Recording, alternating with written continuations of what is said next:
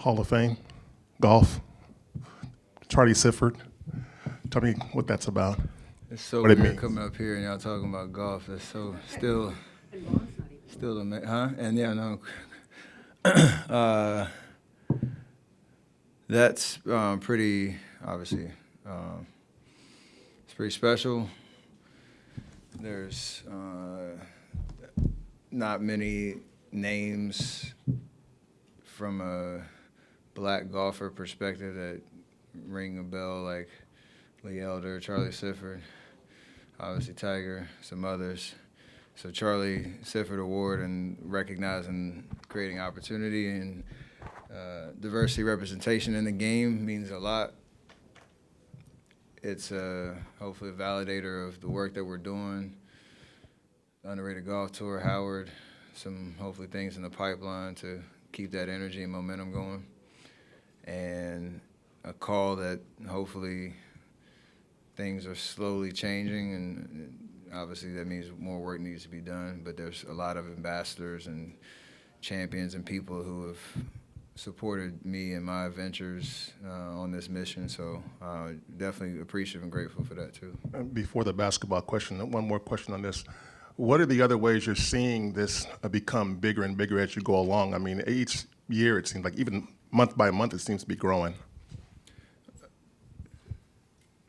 It's always nice that when you get to see, right? You get to see the vision of what we're doing come to life in terms of putting these young men and women on stage, whether they're playing on TV or getting access to tournaments they didn't have access to before. Obviously, a Division I team being in existence that wasn't 3 years ago, and they're winning championships already at Howard. So it's just for young kids to be able to see themselves on the course and understand that there is a roadmap for them if they want to pursue golf at a higher level, and then also golf being the vehicle to create opportunity for these kids in terms of education, networking, character development, workforce training, opening their eyes to different industries or different careers outside of actually just playing golf. So changing lives in that way, I think we're being able to tell those stories more consistently, and eventually it won't be the exception to the rule.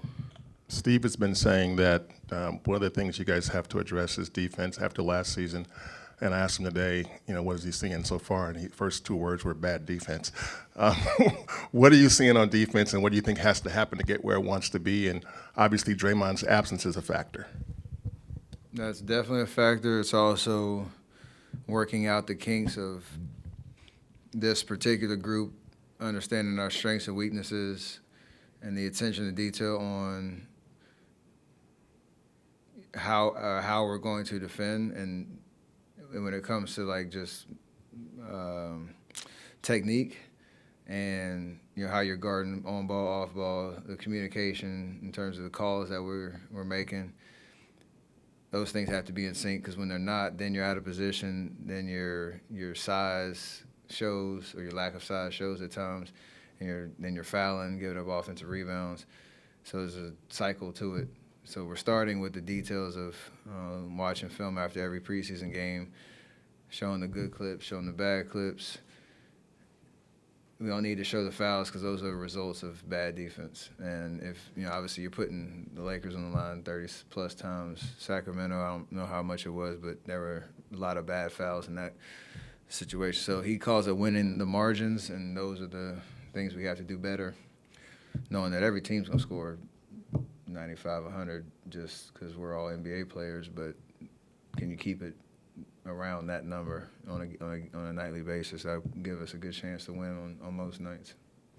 Steph, obviously Brandon has really made an effort to study you and learn from you early on. What have you thought about just what he's been able to do so far, and his eagerness to soak up everything from you? He's a very confident guy, and he feels like he belongs and knows he belongs, and he works. And he has a very true style that he understands how it's going to translate to the league and how he can make an influence or an impact on the game. And then studying the process of how we prepare for practice games, how we see the game, asking questions. So he's very active in that part of, reaching out and trying to, gather as much knowledge as he can. And then when he's out there playing, you all can already tell, y'all see him. He's got a presence about him. So that's what you want to see from a rookie coming in. Be fearless, understand you have a lot to learn, but go out and compete, and he's been doing it. How have you seen Jonathan grow, like, personally over the past, 6 or 7 months maybe? I don't know how he would explain it, but just what you see is him embracing the challenge of what's in front of him. I know he, as a competitor and somebody who, was on a fast track to the league, I'm sure he wanted to be playing more minutes early and, have more to show for his first 2 years. But at the end of the day, it's really just about him understanding the best is yet to come for him, and if he can take in all that, the learning lessons that he's gotten over the last 2 years, the patience and the work that he's put in, that there is a role for him, there's a way for him to help us win games, and that will be rewarded in the long run. So I would say probably just the patience, I think, of how he's approaching things. And that's just, you see him play, he's not patient. Like, he's aggressive and all that. I'm just saying just more the mindset of let it come to you and don't have to really force anything. Just keep getting better. That's how everybody, in this league has gotten, who's made it deep into their careers and been rewarded financially with wins and all that type of stuff. That's how you get there. Steph, you have a stability that is almost throwback, like Celtics, Lakers, in terms of the three of you guys have been together 12 years. Steve's been here 10 years. I'm just wondering how appreciative you are of realizing how rare that is in professional sports, and what kind of an advantage do you think it gives you? I'm definitely appreciative and understanding that you have to win to make that happen, but you also have to have the right combination of personalities and just understanding and know-how to maintain what we have for so long. And you get reminded that every time a veteran comes in as a new guy on the team and they speak on what it is to kind of bounce around the league and, what their experience has been in different places. And always my comeback is, I don't know anything about that. So it's nice to be able to say that, obviously, but it helps just because you can kind of eliminate certain variables from year to year of just familiarity and comfortability on how we do things here. And more it's just about adapting to whatever the challenges of that particular roster and that particular season. But the environment, the facilities, the personalities that we have within the organization, like all that stuff helps just, keep you comfortable in the sense of how you kind of move on a day-to-day basis. And, we're in these buildings for, y'all probably feel how much y'all are in here. We're in here a lot more. It's like it's a lot of time you're spending with, certain people. So you got to have that type of respect and appreciation. And does getting someone like Chris Paul in, who's been on 6 different teams, does that, I guess the downfall of stability could be staleness. I mean, does it kind of keep you guys fresh when you have these veterans come in who have a different point of view, and the young guys as well? Oh, yeah, if we were playing 3-on-3, me and Draymond and Clay, with 3-on-3 league, it'd probably get stale, but you definitely have different, energy and personalities around you. Like I said, you have to embrace the challenge of whatever it means to put that particular team together and make it work. So, we've had different guys come in from different places, and we've tried to make it work, and we've succeeded most of the time, and we hope we can do it again this year. Steph, what was it about Mac Dre's legacy that made you and your partner Eric want to do the documentary on him? Mostly just the ability for, understanding how much he impacted not just hip-hop culture, but culture in general. And talking about, I played 10 years in Oakland, the Thiz face and all this stuff. There were moments where, you could kind of, tip your cap and have a subtle nod to who he was and his presence within the Bay, within Oakland.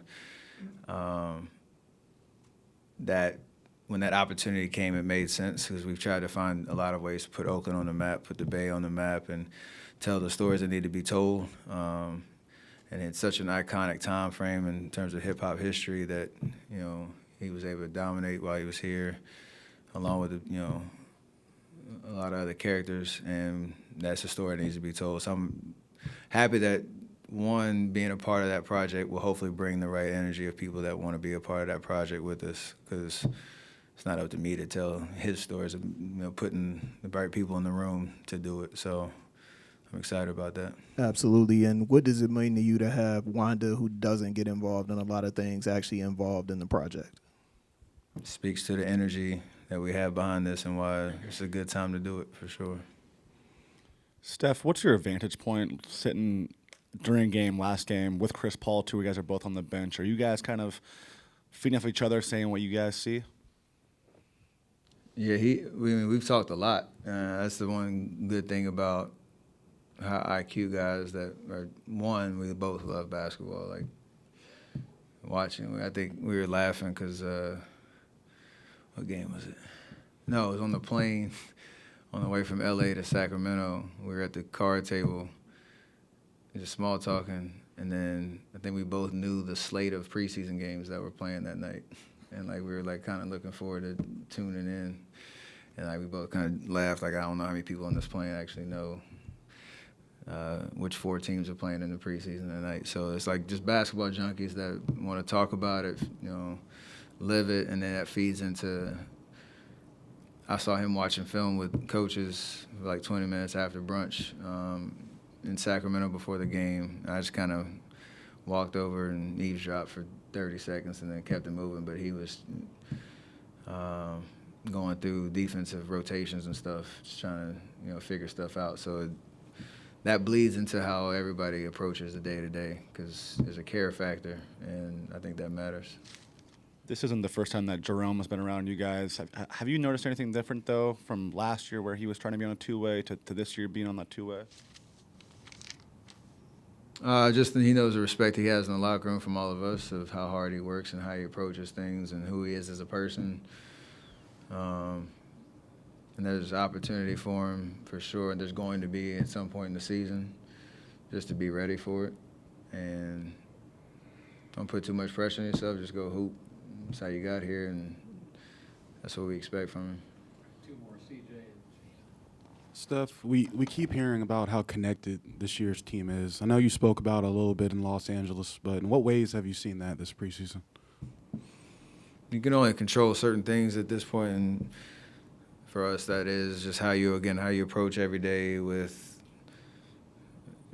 the energy at practice, the conversations that are happening in the locker room, on the court during, you know, our reps, and the veterans coaching the young guys, and the veterans trying to figure out things that we don't understand and adjustments that we're making and all that.